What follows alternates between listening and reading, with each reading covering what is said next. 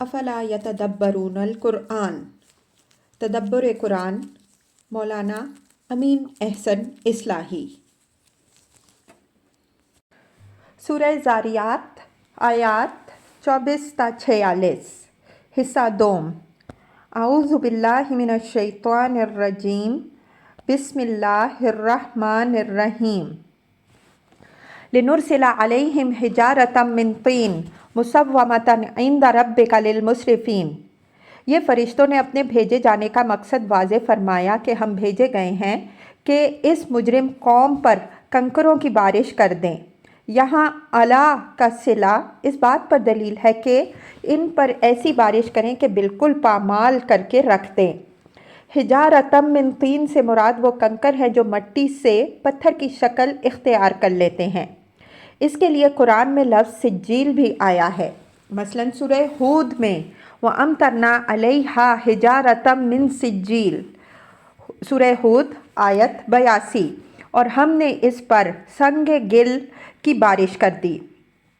سجیل دراصل فارسی کے سنگ گل سے معرب ہے، یہاں حجارۃ من طین کے الفاظ سے اس کی وضاحت فرما دی ہے۔ مسومۃ کے معنی نشان زدہ کے ہیں۔ یہ لفظ میرے نزدیک حجارہ سے حال پڑا ہوا ہے، یعنی اللہ تعالیٰ کی اسکیم میں یہ پتھر نشان لگا کر قوم لوط کے اشرار کے لیے خاص کیے ہوئے ہیں۔ جن علاقوں میں سڑکوں کی تعمیر کنکروں سے ہوتی ہے وہاں دیکھا ہوگا کہ مزدور ان کے چٹے لگا کر اس پر نشان بھی لگا دیتے ہیں، جس کے معنی یہ ہوتے ہیں کہ یہ بحق کے سرکار محفوظ ہیں۔ مقصد یہ ہے کہ کوئی اس غلط فہمی میں نہ رہے کہ وقت کے وقت اتنے پتھر کہاں ملیں گے جو پوری قوم کو تباہ کر دینے کے لیے کافی ہوں۔ ان کے چٹے پہلے سے لگے ہوئے ہیں اور ان پر خدائی نشان بھی لگے ہوئے ہیں کہ یہ کار خاص کے لیے محفوظ ہیں، کوئی ان کو ہاتھ نہ لگائے۔ سورہ ہود میں یہ تصریح بھی ہے کہ وَمَا هِيَ مِنَ الظَّالِمِينَ بِبَعِيدٍ، ہود 83، اور یہ پتھر ان ظالموں سے کچھ دور بھی نہیں ہیں۔ یہ اشارہ اس بات کی طرف ہے کہ جس زمین پر وہ چلتے پھرتے ہیں وہیں سے، بلکہ ان کے قدموں کے نیچے سے خدا کی معمور باد تند اس کو اٹھائے گی اور ان کے اوپر اس کی بارش کر دے گی۔ للمسرفین سے اشارہ قوم لوط کے اشرار کی طرف ہے۔ اسراف کے معنی اللہ تعالیٰ کی مقرر کیے ہوئے حدود سے تجاوز کے ہیں۔ یہ لفظ قرآن میں بڑے اور چھوٹے ہر قسم کے تجاوز کے لیے آیا ہے۔ یہاں اس سے مراد قوم لوط کی وہ بے حیائی ہے جس میں وہ من حیث القوم مبتلا تھی۔ جو قوم اللہ تعالیٰ کے حدود کے معاملے میں دیدہ دلیری کی یہ روش اختیار کر لیتی ہے، اللہ تعالیٰ اس کی سرکوبی کے لیے اپنی مسخر کی ہوئی چیزوں میں سے جس چیز کو چاہتا ہے ڈھیلی چھوڑ دیتا ہے، اور وہ اس کے طغیان و اسراف کا اس کو مزہ چکھا دیتی ہے۔ فَأَخْرَجْنَا مَنْ كَانَ فِيهَا مِنَ الْمُؤْمِنِينَ فَمَا وَجَدْنَا فِيهَا غَيْرَ بَيْتٍ مِنَ الْمُسْلِمِينَ وَتَرَكْنَا فِيهَا آيَةً لِلَّذِينَ يَخَافُونَ الْعَذَابَ الْأَلِيمَ۔ فرشتوں کی بات اوپر کی آیت پر ختم ہوئی۔ اب یہ آگے کی سرگزشت خود اللہ تعالیٰ کی طرف سے ہے کہ اس کے بعد اس نے ان کے ساتھ کیا معاملہ کیا۔ فرمایا کہ عذاب نازل کرنے سے پہلے ہم نے اس بستی کے اندر سے ان لوگوں کو نکال لیا جو اہل ایمان تھے۔ فیہا میں ضمیر کا مرجع قوم لوط کی بستی ہے۔ چونکہ یہ مثالیں وَفِي الْأَرْضِ آیَةٌ لِلْمُوقِنِينَ کے تحت بیان ہو رہی ہیں، اس وجہ سے ضمیر بغیر مرجع کے کی گئی ہیں۔ قرینہ کی موجودگی میں اس طرح ضمیر کا آنا عربی زبان میں معروف ہے۔ اس کی متعدد مثالیں گزر چکی ہیں۔ یہ اللہ تعالیٰ نے اپنی اس سنت کی طرف اشارہ فرمایا ہے جس کا ذکر اس کتاب میں بار بار ہو چکا ہے کہ رسول کے ذریعے سے اتمام حجت کے بعد جب کسی قوم پر فیصلہ کن عذاب آیا ہے تو اس سے وہ لوگ بچا لیے گئے ہیں جو ظہور عذاب سے پہلے رسول پر ایمان لا چکے تھے۔ یہ سنت الہی تمام رسولوں کی سرگزشتوں میں واضح فرمائی گئی ہے۔ قوم لوط کے باب میں دوسری جگہ تصریح ہے کہ حضرت لوط علیہ السلام اور ان کے آل و اتباع کو ہدایت ہوئی کہ وہ صبح ہونے سے پہلے پہلے ان حدود سے باہر نکل جائیں، جن کے لیے عذاب کا فیصلہ ہو چکا ہے، اور اس طرح باہر نکلے کہ کوئی پیچھے مڑ کے بھی نہ دیکھے۔ فما وجدنا فیہا غیر بیت من المسلمین، یعنی اس بستی میں ایک گھرانے کے سوا کوئی گھر مسلمانوں کا نہیں ملا۔ ظاہر ہے کہ یہ گھرانہ حضرت لوط علیہ السلام ہی کا تھا، اور اس کے اندر سے بھی قرآن میں تصریح ہے کہ ان کی بیوی الگ کر دی گئی، اس لیے کہ اس کی ساری ہمدردیاں حضرت لوط علیہ السلام کے بجائے اپنی قوم کے ساتھ تھیں۔ قوم لوط کے اندر اہل ایمان کی اس کمی کی طرف خاص اہتمام کے ساتھ قرآن نے جو اشارہ کیا ہے، اس سے یہ حقیقت واضح ہوتی ہے کہ اللہ تعالیٰ اپنا فیصلہ کن عذاب کسی قوم پر اس وقت نازل فرماتا ہے جب پوری قوم کا مزاج فاسد ہو جاتا ہے۔ اہل ایمان اس کے اندر یا تو بالکل معدوم ہو جاتے ہیں، یا ان کی تعداد اتنی قلیل ہوتی ہے کہ وہ معدوم ہی کے حکم میں ہوتے ہیں۔ قرآن میں حضرت ابراہیم علیہ السلام کا جو مجادلہ قوم لوط کے بارے میں منقول ہے، اس سے بھی یہی بات نکلتی ہے، اور اللہ تعالیٰ کی صفات عدل و رحمت کا تقاضا بھی یہی ہے۔ ایک خاص بات یہاں اور بھی قابل توجہ ہے، وہ یہ کہ اوپر والی آیت میں لفظ مؤمنین استعمال ہوا ہے اور زیر بحث آیت میں مسلمین۔ اس کی وجہ یہ ہو سکتی ہے کہ اوپر والی آیت میں نجات کے باب میں سنت الہی کا بیان ہے، اور سنت الہی یہی ہے کہ عذاب سے نجات صرف سچے اہل ایمان ہی پاتے ہیں۔ اس دوسری آیت میں علاقے کا حال بیان ہوا ہے کہ ایک خاندان کے سوا وہاں مسلمانوں کا کوئی گھرانہ سرے سے تھا ہی نہیں۔ اس گھرانے کے لیے لفظ مسلمین استعمال فرمایا ہے، جس میں وسعت ہے۔ اس کے اندر پختہ اور خام، بالغ اور نابالغ سب سما سکتے ہیں، یہاں تک کہ ظاہری اعتبار سے حضرت لوط علیہ السلام کی بیوی بھی اس میں شامل تھی، لیکن آخری وقت میں وہ اس سے خارج کر دی گئی۔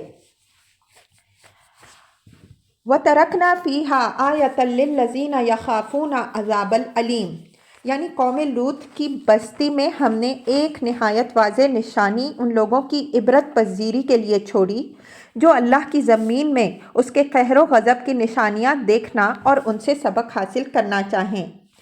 یہاں اوپر کی آیت وَفِي الْأَرْضِ آيَةٌ لِلْمُوقِنِينَ، اور زمین میں یقین کرنے والوں کے لیے نشانیاں ہیں، کو پھر ذہن میں تازہ کر لیجئے۔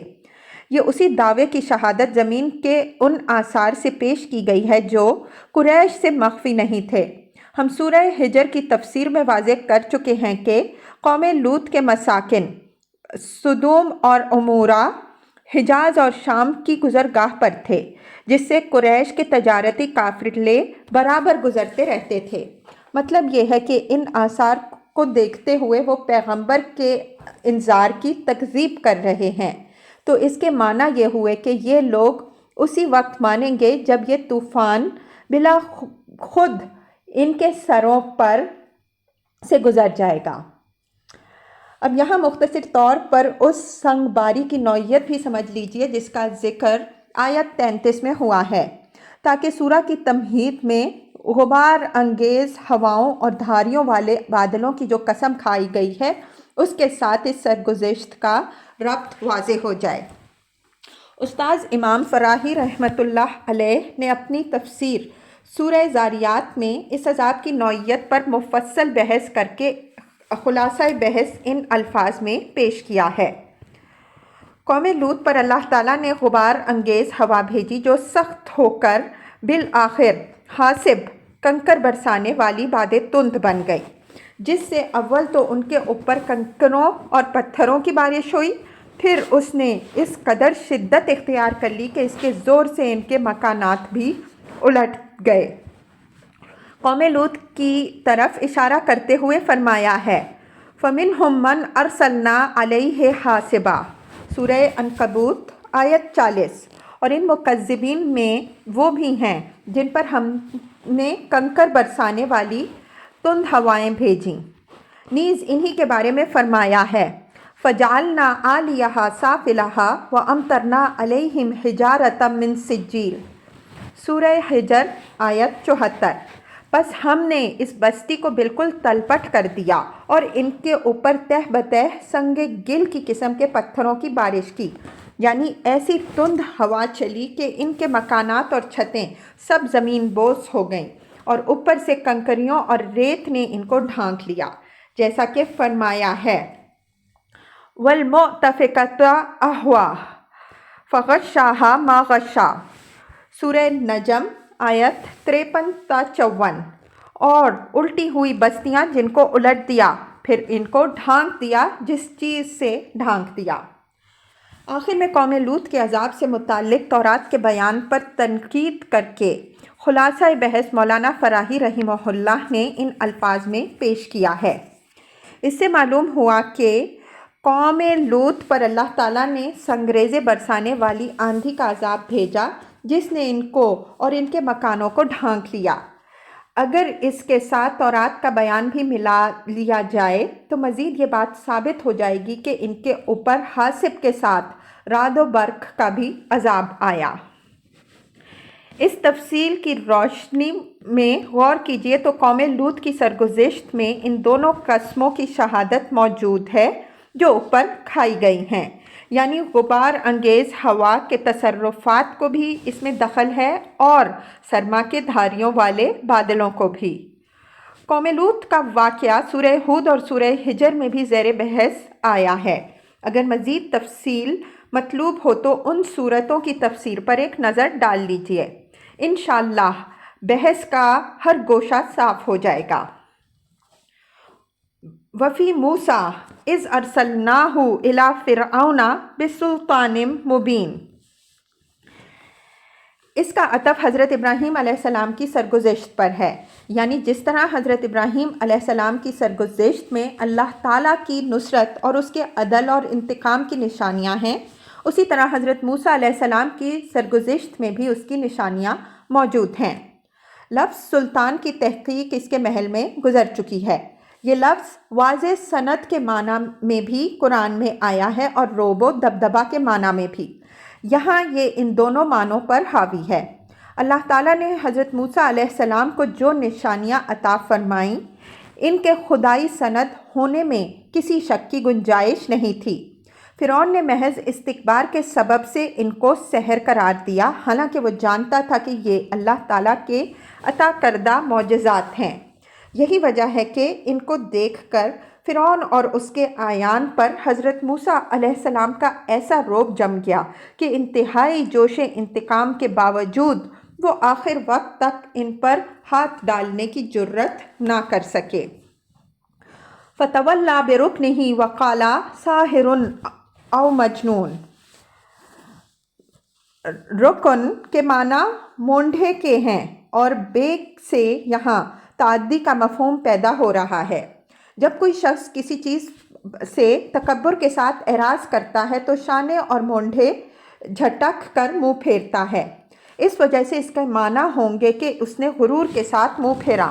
قرآن نے یہ اسلوب جگہ جگہ استعمال کیا ہے، مثلاً وَإِذَا أَنْعَمْنَا عَلَى الْإِنسَانِ أَعْرَضَ وَنَأَىٰ بِجَانِبِهِ، سورہ بنی اسرائیل آیت 83۔ اور جب ہم انسان پر اپنا فضل کرتے ہیں تو وہ اعراض کرتا اور گھمنڈ سے منہ موڑتا ہے۔ سورہ حج آیت 9 میں بھی اسی مستکبرانہ اعراض کی تعبیر ثانیہ عطفہ کے الفاظ سے فرمائی گئی ہے۔ وَقَالَ سَاحِرٌ اَوْ مَجْنُونٌ، یعنی کبھی ان کو ساحر کہہ کر ان کی تکذیب کی اور کبھی ان کو خبطی ٹھہرایا۔ جب ان کے معجزے دیکھے تو کہا کہ یہ شخص جادوگر ہے، اور جب ان کی دعوت سنی تو کہا کہ یہ شخص خبطی ہے جو ایک ایسے خدا کا رسول ہونے کا مدعی ہے جس کی شکل کسی نے نہیں دیکھی۔ فَأَخَذْنَاهُ وَجُنُودَهُ فَنَبَذْنَاهُمْ فِي الْيَمِّ وَهُوَ مُلِيمٌ، یعنی تب ہم نے اس کو اور اس کی فوجوں کو پکڑا اور ان کو سمندر میں پھینک دیا۔ یہاں فوجوں کا ذکر اس کے سرمایہ غرور کی حیثیت سے ہوا ہے کہ اس لیے کہ انہی کا اعتماد اس کے استکبار کا اصل سبب تھا۔ فرعون اور اس کی فوجوں کے غرق ہونے کی جو شکل ہوئی، اس کا ذکر پچھلی صورتوں میں ہو چکا ہے۔ وہی بات یہاں اس طرح بیان فرمائی گئی ہے کہ گویا ان کی حیثیت خاک اور راکھ کی ایک مٹھی سے زیادہ نہیں تھی۔ چنانچہ اللہ تعالیٰ نے ان کو اٹھایا اور سمندر میں پھینک دیا۔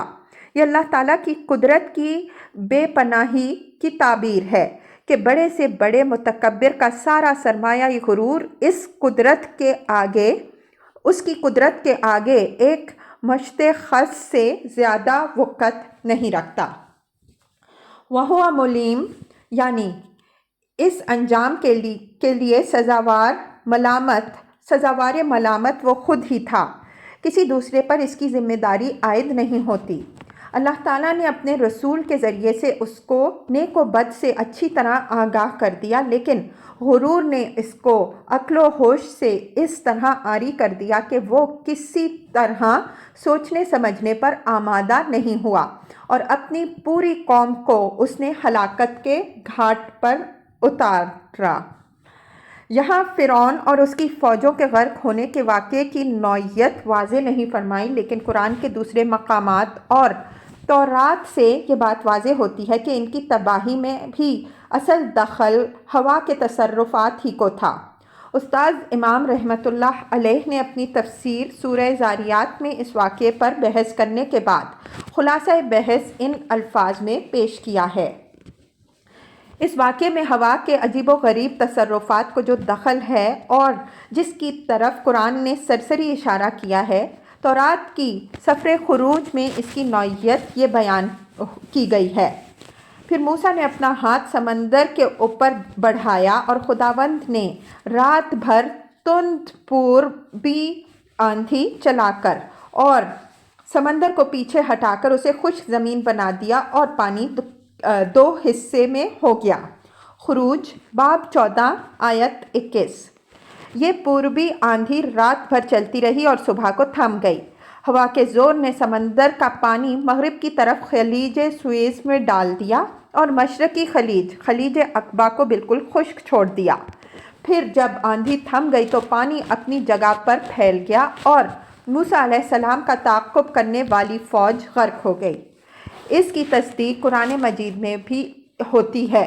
سورہ دخان میں ہے فَأَسْرِ بِعِبَادِي لَيْلًا إِنَّكُمْ مُتَّبَعُونَ وَاتْرَكُوا الْبَحْرَ رَهْوًا إِنَّهُمْ جُندٌ مُغْرَقُونَ۔ الدخان 23-24۔ اور میرے بندوں کو راتوں رات نکال لے جاؤ اور آگاہ رہو کہ تمہارا پیچھا کیا جائے گا، اور سمندر کو ساکن چھوڑ دو، بے شک ان کی فوج غرق ہونے والی فوج ہوگی۔ وَاتْرَكُوا الْبَحْرَ رَهْوًا میں رہوا کے معنی سکون کے ہیں، اور دریا کا سکون ظاہر ہے کہ ہوا کے سکون ہی سے ہوتا ہے۔ سورہ طٰہٰ میں ہے وَلَقَدْ أَوْحَيْنَا إِلَىٰ مُوسَىٰ أَنْ أَسْرِ بِعِبَادِي فَاضْرِبْ لَهُمْ طَرِيقًا فِي الْبَحْرِ يَبَسًا لَا تَخَافُ دَرْكًا وَلَا تَخْشَىٰ فَأَتْبَعَهُمْ فِرْعَوْنُ بِجُنُودِهِ فَغَشِيَهُم مِّنَ الْيَمِّ مَا غَشِيَهُم۔ سورہ طٰہٰ آیت 77 تا 78۔ اور ہم نے موسیٰ علیہ السلام کو ہدایت کی، میرے بندوں کو راتوں رات نکال لے جاؤ اور ان کے لیے راہ نکالو سمندر میں خشک، نہ تم کو پکڑے جانے کا خوف ہوگا نہ ڈوبنے کا اندیشہ۔ تو فرعون نے اپنی فوجوں کے ساتھ ان کا پیچھا کیا تو سمندر میں سے ان کے اوپر چھا گئی جو چیز چھا گئی۔ سفر خروج باب 15 آیت 108 میں حضرت موسیٰ علیہ السلام کا ترانہ حمد یوں نقل ہوا ہے: تو نے اپنی آندھی کو پھونک ماری تو سمندر نے ان کو چھپا لیا۔ سفر استثناء باب 11 آیت 4 میں ہے: اور اس نے مصر کے لشکر اور ان کے گھوڑوں اور رتھوں کا کیا حال کیا، اور کیسے اس نے بحر قلزم کے پانی میں ان کو غرق کیا جب وہ تمہارا پیچھا کر رہے تھے، اور خداوند نے ان کو کیسا ہلاک کیا کہ آج کے دن تک وہ نابود ہیں۔ خلاصہ اس ساری تفصیل کا یہ نکلا کہ اللہ تعالیٰ نے حضرت موسیٰ علیہ السلام کو تند ہوا کے ذریعے سے نجات بخشی اور فرعون اور اس کی فوجوں کو نرم ہوا کے ذریعے سے ہلاک کیا، یعنی رحمت اور عذاب دونوں کے کرشمے ہوا ہی کے عجیب تصرفات سے ظاہر ہوئے۔ سورہ کے آغاز میں ہواؤں کی گردش سے جزا و سزا پر جو شہادت پیش کی ہے، حضرت موسیٰ علیہ السلام اور فرعون کا یہ واقعہ بھی اس کی ایک نہایت واضح مثال ہے، اور یہ بھی من جملہ ان نشانیوں کے ہیں جن کی طرف آیت وَفِي الْأَرْضِ آیَاتٌ لِلْمُوقِنِينَ میں اشارہ فرمایا گیا ہے۔